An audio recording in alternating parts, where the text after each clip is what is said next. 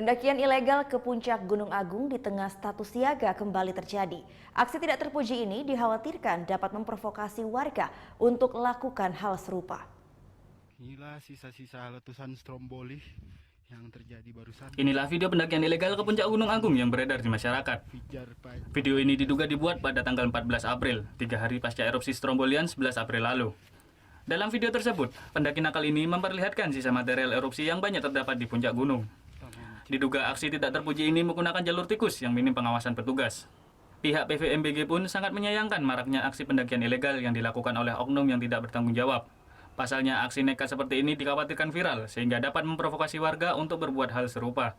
Padahal saat ini Gunung Agung masih berstatus siaga level 3, di mana potensi erupsi susulan dapat terjadi kapanpun. Selain bahaya abu vulkanis, lontaran material lava pijar juga menjadi ancaman lain jika berada di puncak gunung.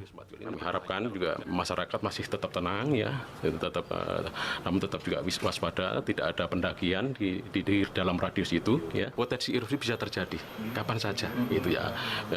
Kemarin range-nya antara 1 minggu, 3 minggu, tadi kemarin ada 1 hari ya, dalam 12 jam terjadi ada 2 kali erupsi.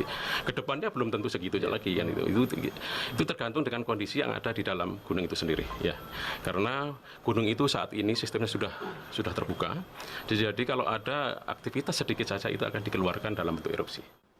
Terkait kondisi ini, PVMBG pun meminta pihak terkait agar segera melakukan upaya pencegahan sehingga aktivitas pendakian ilegal dapat ditekan.